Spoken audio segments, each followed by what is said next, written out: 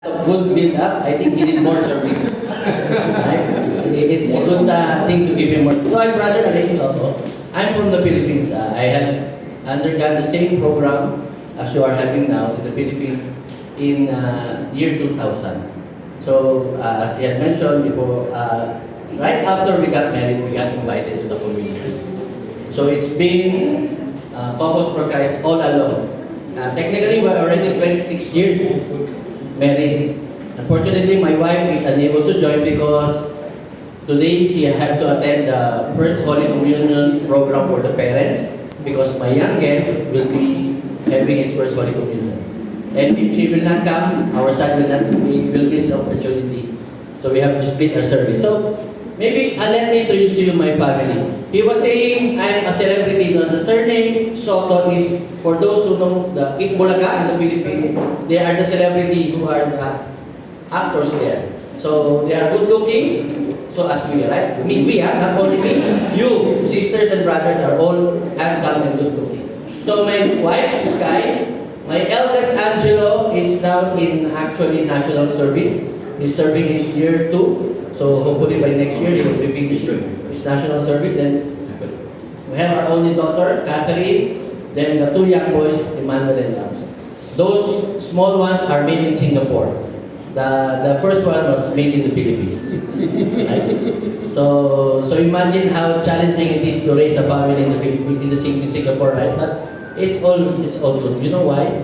Because of this talk. So we talk about God's love. So as a start, brothers and sisters, I want you to reflect. What are the things that you are most grateful for? Maybe I ask you to just close your eyes for a few seconds. And the first thing that comes into your mind, you think about what things you are grateful for. Right? So maybe close your eyes or just try to see what comes into your mind. Don't worry, I will not ask you. It's not a recitation. Right? I will not grade you.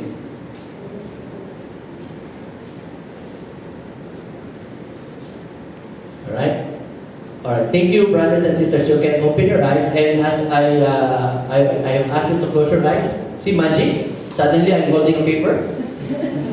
So they will be passing to you a piece of paper so that you can put on your prayer petition. So while we're having our talk, they will also be praying for your concerns.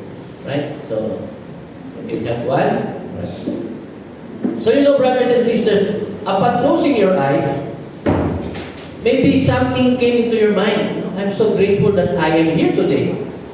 I'm able to join this invitation to listen for the Word of God. I'm so grateful because maybe I have a wonderful job. Maybe, by the way, can I know who are the singles here? Singles? Can I, okay? Couples? Alright. Handmaids or servants.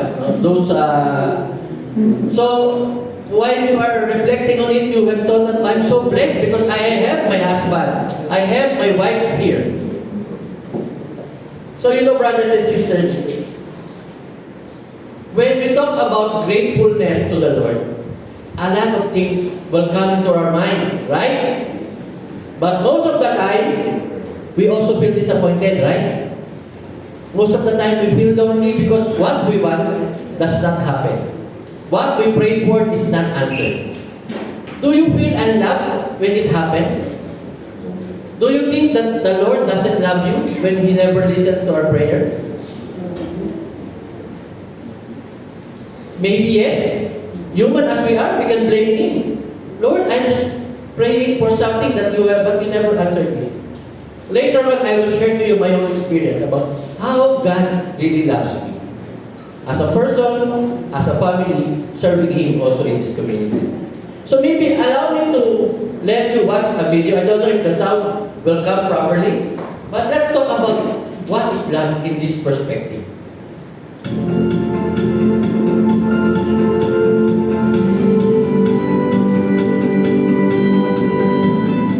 What is love? Some say it's what you feel when you receive a gift. It's the reason why you have a smile on your face. It makes your heart beat faster, and it fills your stomach with butterflies. Others also say that it is the happiness you feel when you're with someone you trust, or a pat on the back when you need encouragement. It is a shoulder to cry on when you are in pain, or forgiveness that comes through healing. It is a feeling that never changes through good times and bad. It is a decision that stands through the test of time. It is someone giving their all for the best and the good of another. This is love. This is God's love.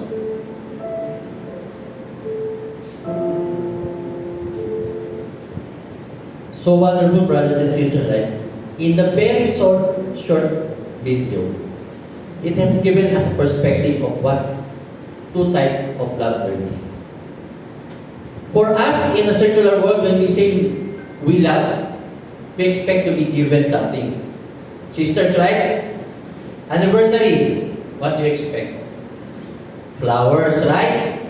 And sometimes, if it does not happen, if brother comes home, even totally forgetting it's your anniversary, you will say, alam mo, maybe he doesn't love me anymore. Right? Or it's the other way around. It's the sister giving flowers to the brother. Right? Or for those singles, right? If your mom, your dad, forget about your birthday, forget about the special occasion, you will feel unloved, right? But that is not what love is. Because most of the time, we feel love when we are receiving something. We only know that we are being loved when we are being gifted with material things. Right? But have you thought that that is more? There's more for love. In this John, 1 John 4:16, God is love, and he who abides in love abides in God, and God abides in him. Do you believe in this, brothers and sisters? Yes. You know, brothers and sisters, if we are to talk about God's love, we will be able to recognize that everything started about love during the time of creation. God loves creating. Right? We know very well the story where God has nothing to do. He separated the darkness into light. That's the book of creation, right? In Genesis. And we know in that story, brothers and sisters, the original blessing is when He actually created everything, especially creating the mankind, making man and a woman. Who are those first creatures, right? Adam and Eve. He had created it. Thus it was said, God blessed them, and God said to them, be fertile, multiply, fill the earth, and subdue it. Have dominion over fish and of the sea, birds in the air, and all living things that crawl on earth. He looked at everything and he said, it's very, very good. God was so happy that He had created the perfect being, Adam and Eve. They were asked to stay in the Garden of Eden. Everything was provided for. But wait, there was a problem. Them themselves actually rejected the goodness of the Lord by sinning. What happened? I think you know, right? They have eaten the fruit of the forbidden tree. What was that fruit? Maybe it's durian. Right? That's why, because it's so enticing to smell, so Eve was actually enticed to really eat it. It's not maybe apple. That's the Bible version. Maybe in Malaysian version, durian is very attractive. Even I first time don't want to eat it. After that, I'm so addicted. I even cross border to eat it, But having said that, we as a person, even during the time of Adam, was actually tricked. Was tricked by the snake to just try to bite the forbidden fruit. That rejection has actually led to the original sin. The sin that drove them away to the Garden of Eden. But still, God showed His compassion in love. When they were already fully aware that they are naked, what did God make for them to do? They have even clothed them, cover their precious body, so that they will not be shamed or ashamed, with their body. God had given them that wisdom so that they will know that they are naked. Maybe with my body shape, I can really have to recover. Without the wisdom of the Lord, no? I'll be running naked, I will be covering really, I will look for a banana leaf to cover myself. Right? But during that time, God has also protected them. And the problem, because of our free will, sin never stopped. That started the greediness of the people, especially their firstborn, Adam and Cain. Out of envy, Cain killed his brother. But even so, he had sinned, God still protected Cain by saying, "Not so," the Lord said to him, "If anyone kills Cain, Cain shall be avenged 7 times. So the Lord put a mark on Cain so that no one could kill him at sight. He was even protected. God had shown compassion. But it didn't stop there. As the population grew and the people so ignorant, not recognizing the Lord, God never stopped. The great flood had happened. But even before the great flood starts, He had sent messages to Noah. Build an ark this size. Bring 2 by 2s, all kinds of creatures. And He even invited people to come, join me, come to the ark. But people, what they did? They continued with the adulterous way, the bigamy, the sinning, and they even mocked Him. When the great flood happened, all is dead. Right? And because of that, God even blessed us. We are all sons, or we became one from Father Abraham, if we say so. Because it was a promise out of love. So many known people has been sent. Isaac, Moses, and David. God had never stopped reaching for us. Because God's love creates, He even waits for us. Until now, at this very moment, brothers and sisters, He waits for us to come back to Him. Don't you think that there's a reason why you are here? What, may I know, what brings you here? Did you know about this, from invitation from the church? Did somebody invite you personally? Or did you see the ad outside, the QR code that you have scanned? You will have your own personal reason.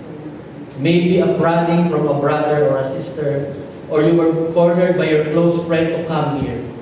But brothers and sisters, I tell you, the reason you are here is because God wants you to be here. Can you tell it to the person beside you? God wants you to be here. Even I, brothers and sisters, God wants me to be here. Why? To be a witness of how He had saved me. You know, brothers and sisters, I grew up in a community in the Philippines, in a kampong, where the light turns on and off at night. And it's a red and a green light. I grew up in a red light district. Young as I am, as early as 10 years old, 11 years old, I already know the things of the world. I drink, I gamble. No, I even I'm already exposed to the earthly things.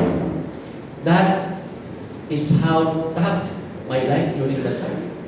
And that time, I had to actually, grow as an individual on my own because my dad was an overseas worker. He only go back and forth every year. And unfortunately, every time that my dad visit us, my mom will get pregnant. So 7 years of working, we're 7. So imagine how tough it is for my mom to take care of us.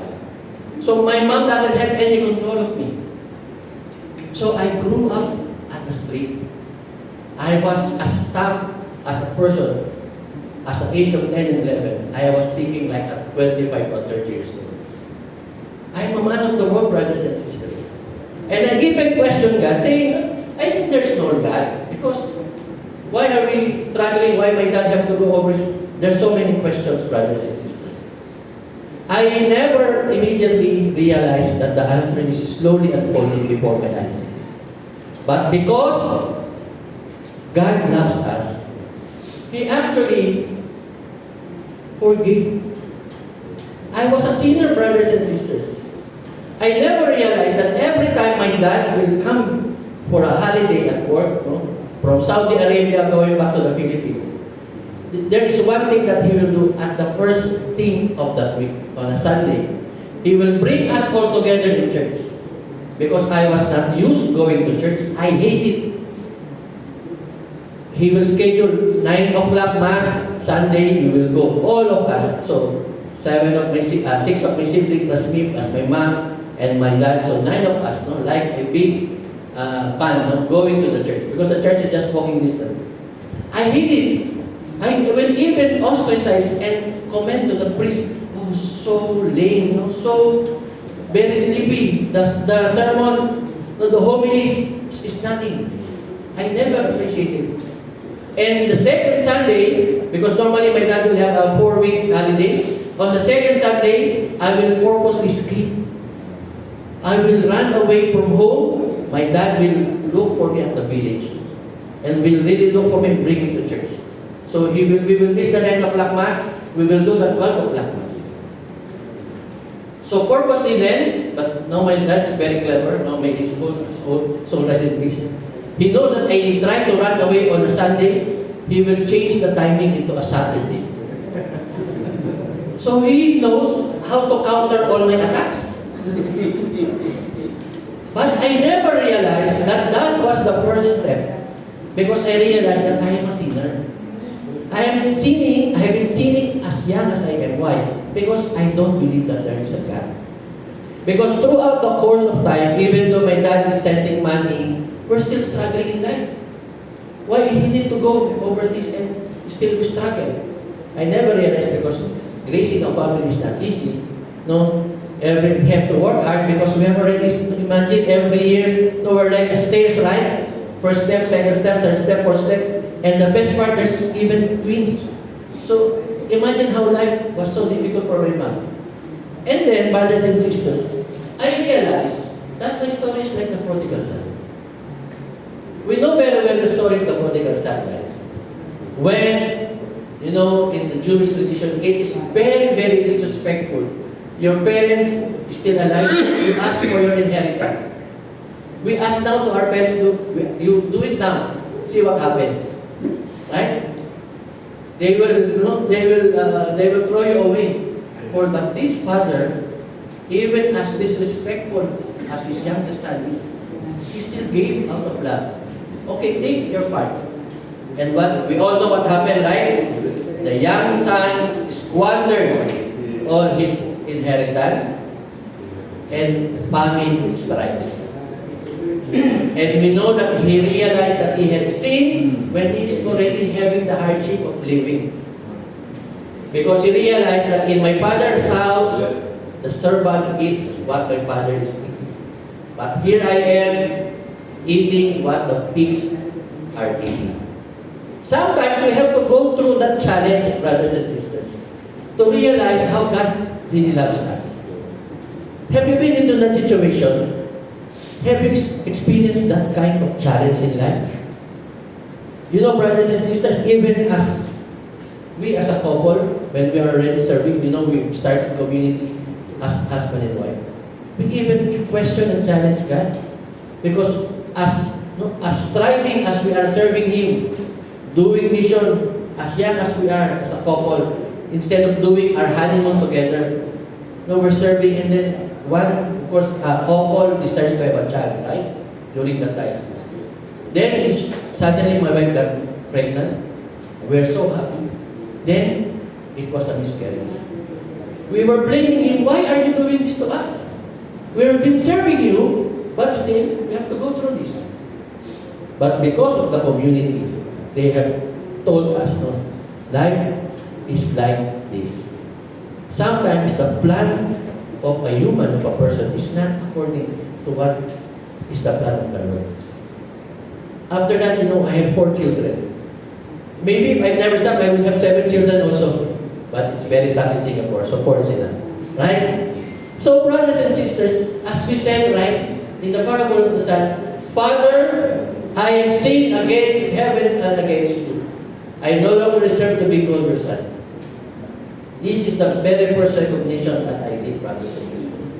Recognizing that I am a sinner.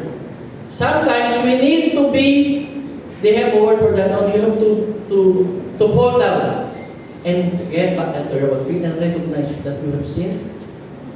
Brothers and sisters, when we go and went back to our Father, He's waiting for us. If we go to church, the moment we step our foot into the doorstep of the church, we are already reconciling our ways to our Lord. Do you agree in that, brothers and sisters? When we attend in the celebration of the Mass, we are already surrendering to our Lord. And we confess, we are already trying to amend ways to our God. So, brothers and sisters, God is celebrating when we come back to Him. God is rejoicing. This is the same. My son is now in national service, and he has to go 1 week to the camp. Every time that he will come home, it's a celebration. Because we are united as a family. And this is the same feeling that the Lord has for us. I've been into mission in so many countries. I think what struck me in my mission work was the recent trip in Bhubaneswar in India. We went to the Kandahar district, the ground zero of the Christian oppression. And one story that struck me is one testimony, because we have brothers and sisters there that are now being petitioned to become holy persons because of their faith. And this is exactly like these brothers and sisters. When we know that there are strong disconnect of religion in that country, there are Buddhists, extremists, and everything.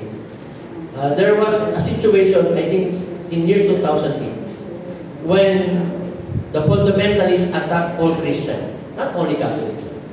Attack all Christians, they try to destroy the churches, burn it down. And there was story, and not only that, they know in the villages, right, they know who's the Hindus, they know who's the Christians. Even those in the village, they also attack. And one couple with a son, they're being cornered. So when the chasers, the fundamentalists are already near, the father asked the son to go and climb up to the tree.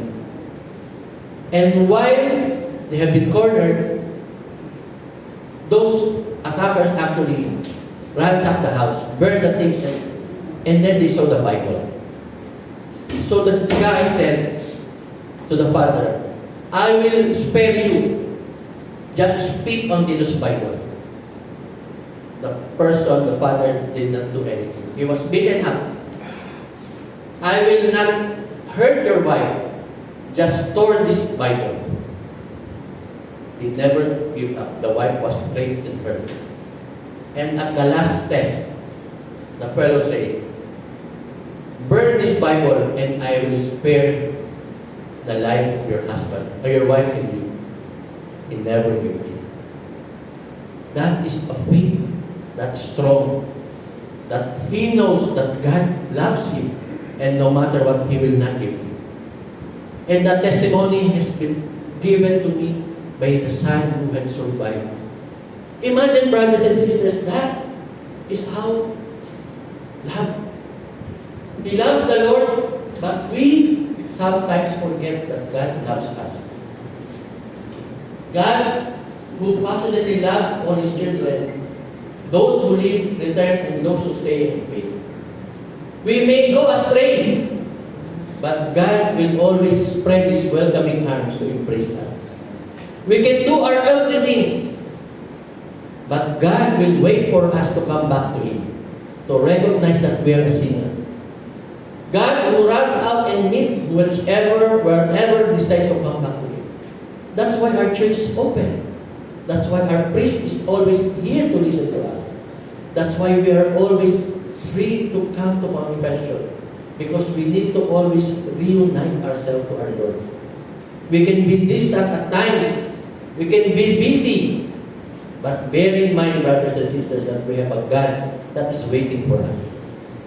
And God will come out to comfort and assure us whenever we feel rejected, taken for granted, or hurt.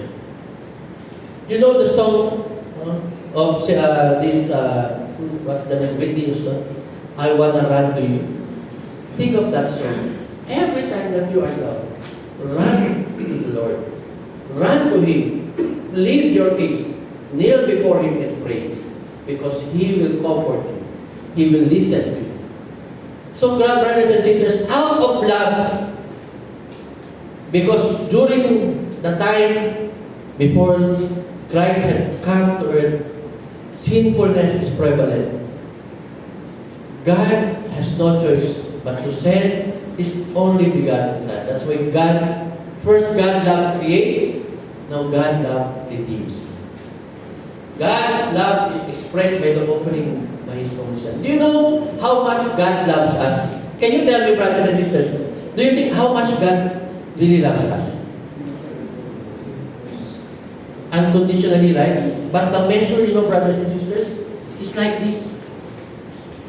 When Christ had spread His arm and to be nailed in the cross, that is how much He loves us.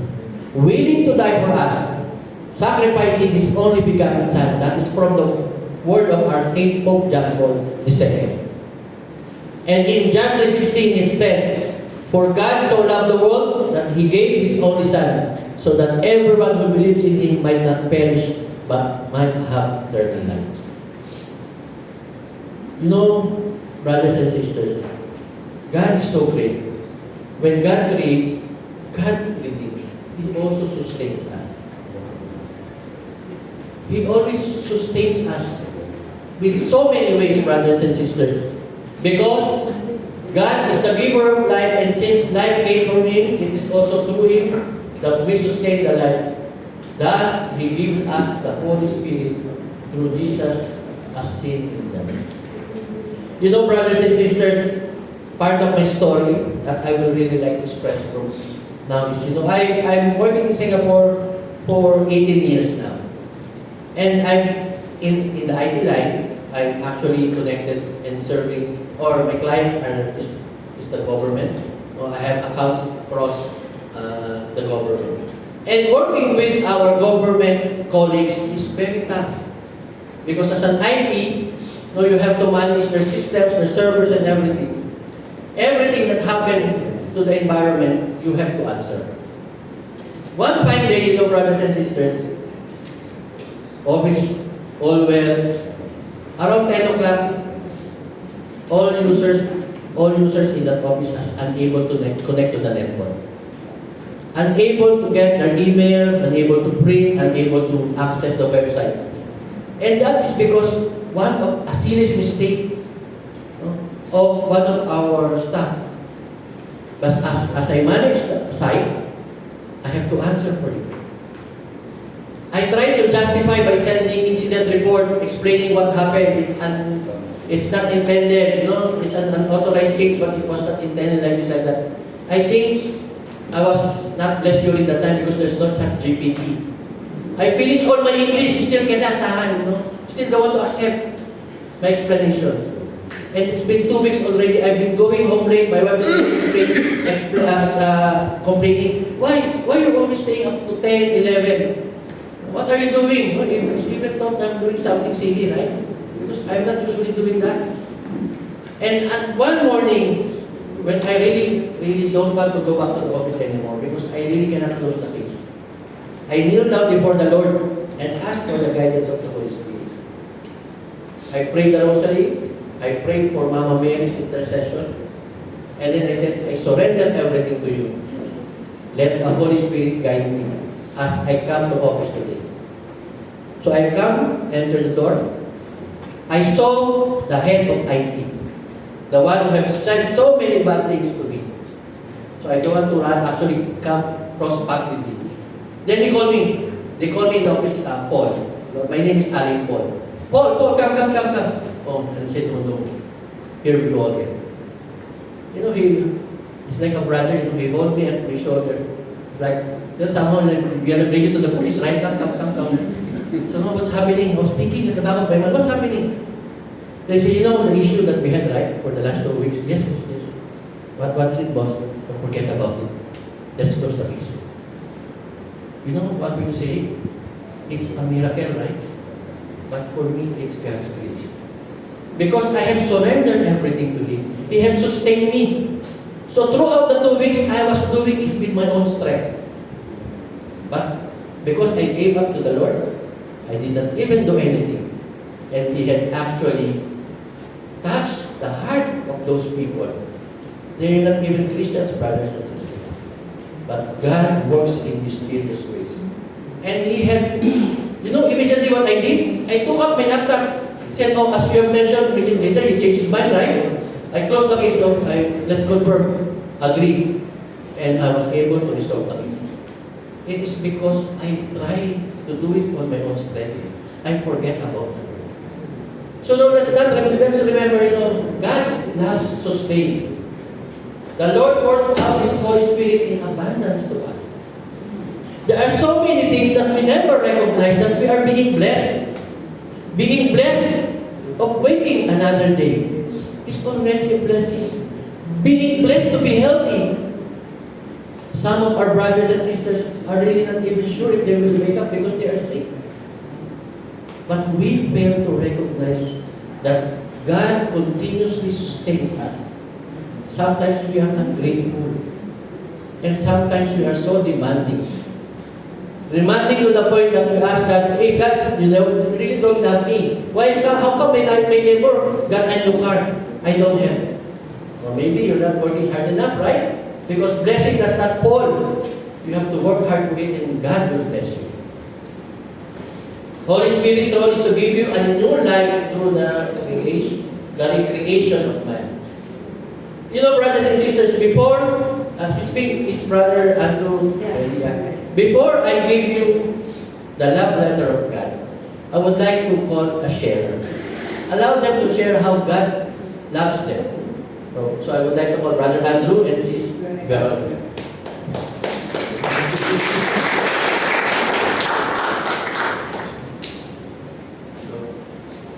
Thank you, Brother.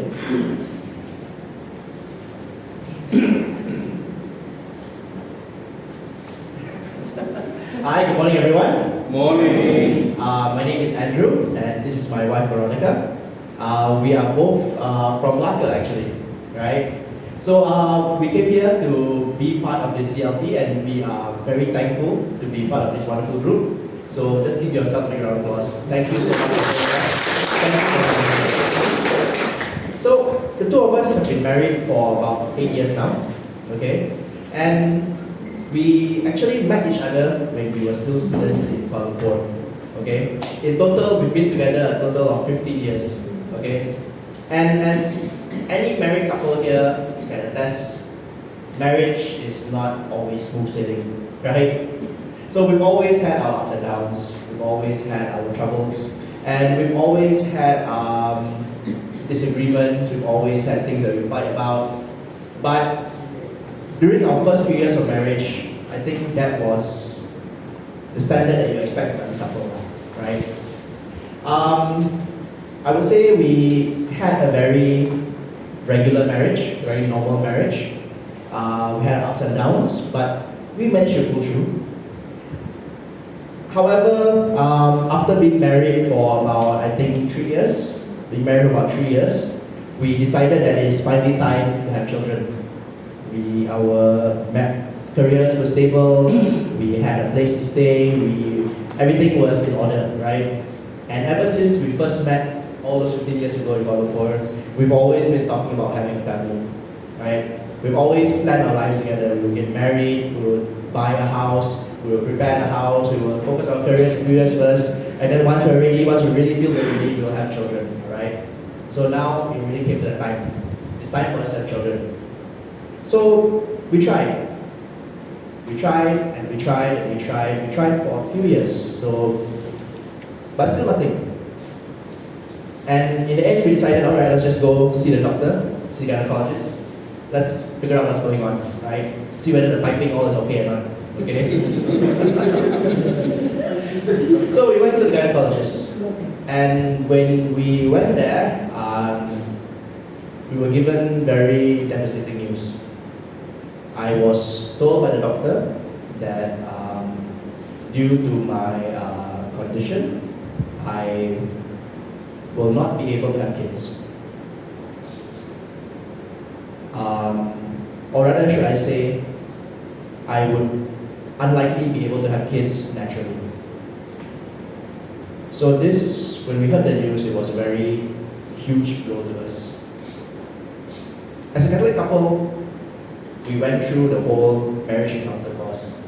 We went through the whole marriage preparation weekend, where you sit down there for just a couple of days and they tell you what it means to be married. But I think nobody really prepares you for this. Nobody really prepares you for the actual challenges, the actual ups and downs, the actual points of devastation that can come in a marriage. So we were really not prepared for this news. When we first heard this news, we were totally broken. We were questioning, why us? Why did God decide to put this burden on us? Does God not want us to be happy? We were given an option that if we really wanted to have children, we could go for IVF, in vitro fertilization, right? Where the doctor would actually try to create a child for us unnaturally. And as Catholics, that was not something that we could do. But knowing that there was this option, right, it has always weighed on our minds. It's this classical dilemma, right? Do you serve God, or do you take this option that is going against God's will, but would somehow maybe make you happy? What do you do? Do you say yes to God, or do you say yes to the world? And this was really weighing on us a lot. We had a lot of arguments, there were a lot of fights. We were in our lowest state at the moment. I would say that we were at a point where we were almost going to call our marriage off. That we couldn't agree on a course of action, and we almost decided that we didn't belong together.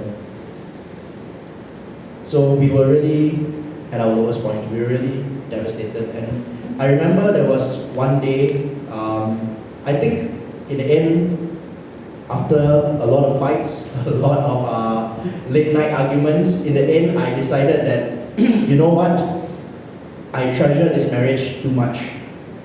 I do not want to let go of this marriage. I do not want to end this marriage. So I would say yes to IVF. I would decide to abandon God for now and choose to go for this procedure. All in the hopes that if we get a child, it will save our marriage. So I remember it was the weekend before we were deciding, we were about to go for that doctor's appointment to start the procedure. That weekend, I remember I was in church. I was really broken at the time. I remember I was sitting down in the pew. I was on the verge of tears. I was asking God, I know that this is not your will. I know that I am going to be sinning against you, but God, I don't have a choice. I don't see a way out. I don't see any way that I can save my marriage and also do your will. So God, if really you do not want me to do this, if really there is another way, give me a sign. Give me a sign, Lord. Give me a sign. Just help me out of this mess that I'm in. And at that very moment, our parish priest, for some reason, the Holy Spirit probably touched him. This I truly believe. He noticed me sitting at the pew there, sitting at a bench after Mass, and immediately he felt something was wrong. He came up to me, asked me, call your wife, follow me, come to my office. He sat us down, he talked to us, he heard our story, And for the very first time, we actually managed to discuss the issue without emotions. Not say without emotions, but discuss this issue with a clear mind in that priest office. And to this day, I truly believe it was the Holy Spirit, that God answered me in that instant. When I was at my lowest point, when I was on the verge of taking a path that I don't know if I'll ever able to turn back from. Because even if I did have a child through IVF, how am I going to look my child in the eye and tell him, you should always trust God, when I know for a fact that I did not? How do I raise him in our faith? How do I raise him to be a good man, to be a good woman, to be a good Catholic? How can I look him in the eye and say that, don't worry, God will always provide, when I know that the very source of their birth came from us disobeying God? So we sat down in that priest office. We talked about it, and we made a decision. We made a decision not to go for IVF. To pray more about it, to really try our best to discern God's plan and to leave it up to God. But it was not easy, brothers and sisters. Even if I know a lot of you, when you go to confession, you say, I will not sin again. The minute you step out, immediately the devil starts tempting you again. Immediately you have that temptation, I want to go and sin. The more you say, I don't want to sin again, the more you say, I don't want to repeat my mistakes, the more you have that temptation to go to sin, right? So it was the same for us as well. Even though at that day, we made that conscious decision that, no, we are Catholics, we are servants of God. Our entire marriage, our entire life has been because of God. God is the one that brought us together. How can we decide to continue our marriage without God? And just a bit of a side tangent before I continue my story about how we actually met, okay? So we actually met in church. We were students in KL, and we actually met in Mass one day. We struck up a friendship, and from then on, we continued as a couple. So God has always been an integral part of our relationship, integral part of our lives, and integral part of our marriage. So we really wanted to make sure that it stays that way. That God will always be part of our marriage. But even after making that decision not to go for IVF, it was difficult. They don't tell you during the MPW, during marriage preparation weekend, how difficult it is to really stay faithful as a couple. They don't prepare you for that. That one weekend is really not enough. That one weekend doesn't prepare you for all these challenges that come. So yes, we were still having arguments from during that point. We tried our best to maintain firm and decision, but every once in a while, when we see one of our friends have a baby, when we see someone in our family get pregnant, that desire comes back. That depression, that devastation, and again we start questioning, why can't we just do it? Let's just sin just one time only, then after that we don't sin anymore, right? Just one sin only, okay, but this is one sin. So we still had that in the back of our mind. And I think the reason why we had that is because we lacked support. There was really no one we could turn to. There was no support structure that could help us maintain this decision, maintain this faith. And again, God came to the rescue. One day, we received a flyer, just like you guys did, for this CLP program. So at first, we didn't know what the CLP was. All we knew was that Deacon Sherman appeared in the flyer. So we thought it was a talk by Deacon Sherman. And we like Deacon Sherman. We like his talks. So okay, let's go for CLP. We came there the first week. We sat down. No Deacon Sherman. Okay. We looked at the flyer again. Oh, okay. Deacon Sherman just endorsed this program. It's not that he's going to be here. Okay, since we took the time to come here already, let's sit down through this first talk. We sat down through it. Alamak, 8 weeks I thought one time only. 8 weeks, okay. So never mind, we'll give it a chance. So we went through the CLP program. At first, we were very skeptical about it, right? Who are these people who are, we never heard of this group before. We never heard of Couples for Christ. Really, do we really need a group to tell us how to be a couple? I think we have it figured out already, right? We're good at being a couple. We've been a couple for 15 years. We don't need someone to tell us how to be a couple. But being part of this community, as we journey through the CLT program, and after that, being part of this community of the CRC, being with our brothers and sisters, we come to realize one thing. Each couple has their own struggles. Every one of us have problems. Every one of us has things that they are feeling depressed about. Each one of us need support. And that is, I believe, why God brought us to the community. God knew that, yes, I have shown you my will, that I need you to be firm in your faith, to be firm in your decision, to follow me, but I am not going to leave you alone. I'm not going to abandon you to figure this out on your own. I am going to give you this community to support you. I'm going to give you these wonderful people like Sislin, like Roming, to be there for you when you're in your most down period, when you are doubting that God loves you, when you are doubting that I'm here for you, when you are doubting that I will make sure that everything is okay in your path. I send these people to you to encourage you, to tell you again and again their wonderful stories about how God has never abandoned them, how God has never abandoned us. And God has always been faithful to us.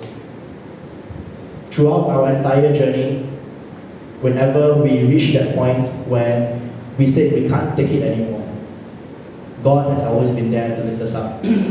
God has always sent someone to give us His message. He's always given us someone to give us words of encouragement. God has always shown us the way, always made Himself known to us, that He loves us, that He will never abandon us, that His power, that His might, that His love is enough to sustain us, that whatever life throws at us, whatever the enemy says to us, He will be there. And He will never ever abandon us. And with that, may God be praised.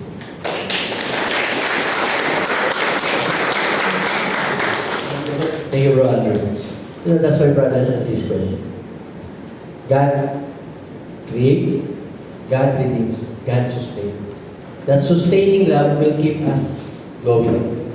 And as I am almost in the end part of the talk, let us remember, there is always a reason for everything. And that reason is defined by our Lord, not by us. We will just go to the flow of life with the guidance of the Holy Spirit. So as we continue, let's just watch this love letter from our Lord.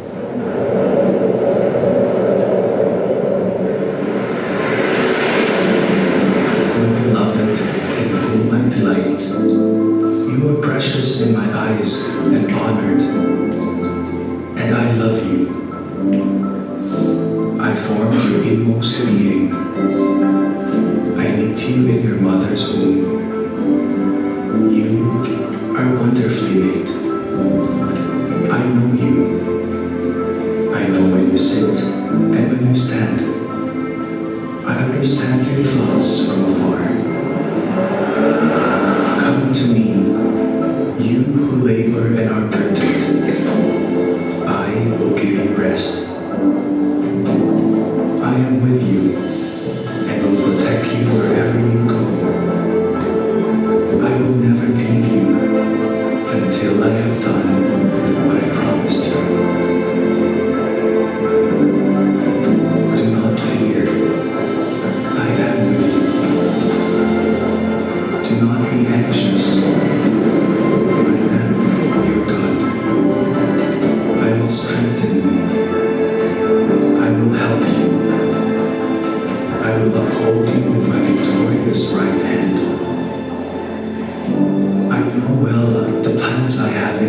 for you. Plans for your welfare and not for woe, so as to give you a future of hope. When you call me and come and pray to me, I will listen to you. Remain in me as I remain in you. I gave my only begotten Son to the world, so that everyone who believes in him might not perish, but might have eternal life.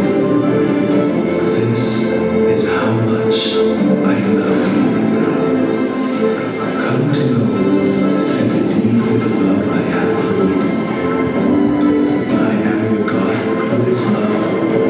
Whoever remains in love remains in me, and I in him.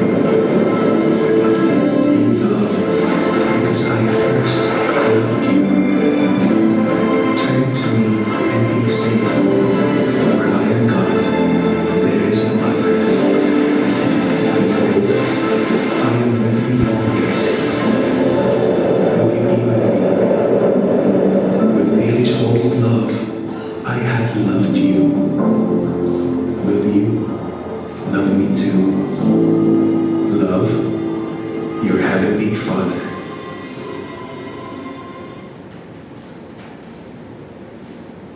So, brothers and sisters, what a very affirming message, right? Amen. Amen? Amen. Can you say to the person beside you, God loves you? Definitely, brothers and sisters, God really loves you. And you know now, we come to the most exciting part of the talk. Right? But before we go to the most exciting part of the talk, let me close this off my sharing. Earlier, I was telling you, right, that my dad has been preparing me for the faith. When I graduated secondary, or we call it high school in the Philippines, I wanted to become a lawyer. It's my all-time dream. I want to become a lawyer because I cannot be a doctor. Although my handwriting is like a doctor, huh? But I want to become a lawyer. I'm very argumentative. I like to debate. And I think God, no, my direction is towards that. And during my time in the 1990s, 1980s, when I was going to university, there was so many rallies, strikes, student going to the street. And my mom was so fearful because I have a tendency to be part of those group, the activists, they say. So my mom said, no, I will not send you to Manila. I will not send you to Manila because I am scared that you will not be going to school. You might be just going to the rally. I might see you in the TV, throwing banners and everything. So she really don't want me to go out of our province. In the Philippines, I stay in Bulacan. It's very near Manila. So, no, I bring you to one school, to the college. I know, I bring you there. You take the exam there. I don't really know the school because I think when you brought me in, I was blindfolded. I don't know the name. So we came into the school, I took the exam. I passed the exam, and then the dean of the school is a nun. So then I realized it's a Catholic school. So the nun asked me, Mr. Soto, what would you like to be? What course would you like to take? Oh, sister, I want to take political science. Hey, we don't have that course here. Better take computer science. With science is the also. There's also political science, computer science, same na. No, sister, it's different. Computer science is different. It's okay, you take this one. So computer science, okay, I took it. I have no choice because my mom forced me to go in, right? But that is where I started to be revived as a Christian. I don't know how to pray. I started how to learn to pray. I don't know how to attend the Mass. I started to attend the Mass because I am compelled, right? Because of that. But that is where I also met my wife. When I met my wife, he brought me to the Novena, to do Novena every Wednesday, to the Novena of the Mother of Perpetual Help. That started my faith journey. I was renewed. Of course, since my time is up, if I have another opportunity, I'll tell you the rest of my story. Right? Amen? So we come to the conclusion, to the very important part of the story, which is the conclusion. The very exciting one. God's love is reflected in His creation. If you look around you, we are the perfection of God's creation. We might not look alike. No, we might not have the same skin color, the hairlines and everything, but we are wonderfully made by the Lord. We are all created in the likeness and the image of God. And that is good. God was so happy. God's love is described in the parable of the Father and the Son when we have seen the ultimate love of the Father to us. And we know that the fullness of revelation of God's love is sending His Son to suffer, to have an eternal life. That is how much God loves us, by spreading His arms for Him to die for us. And we also know who this Son really is. So in talk number 2, we will know who is Jesus Christ. And with all of these brothers and sisters, I would like to pray for you. Can I request for everyone to close your eyes and bow your head? Allow me to pray for you so that you will be able to continue realize the journey that God had prepared for you. As we sign ourselves in the name of the Father, the Son, the Holy Spirit, Amen. Father in heaven, thank you for your compassionate and merciful love. Grant us the grace to remember all times that your love creates, your love saves, and your love sustains. We invite you to come into our life, open ourselves to your blessing. Forgive us in our sins and give us grace. We offer to you all our areas of our life, asking for your love to manifest always. Father, grant us the grace to know you more, love you more. Today we declare that we are yours and we are your beloved child. Amen. Amen. Father, the Son, the Holy Spirit. Amen. God bless everyone, brothers and sisters. Right, thank you so much, Brother Elaine. I hope you get something out from that sharing and from that session 1. Okay, as I promised you in the format, we will be grouping you after the talk.